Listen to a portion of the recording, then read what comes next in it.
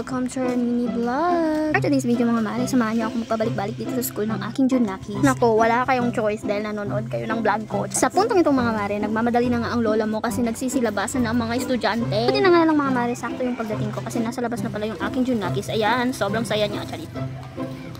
Pauwi na kami. Sobrang init.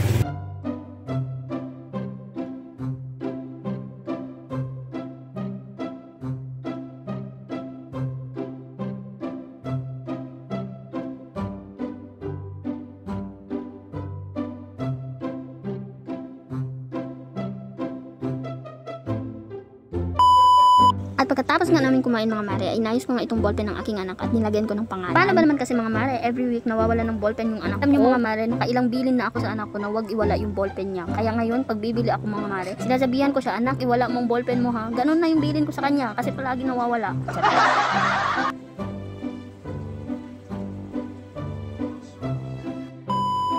Dahil walang pasok ang aming Prince Charming, abay hinatid na lang naman kami sa school. Aba, for the go, nakasave din kami ng pamasahe. For the back card ang person. At ayan mga mare, pagmasdan nyo muna yung view dito sa aming barangay. Dito lang yan sa Giwan. Only in Giwan. Charis.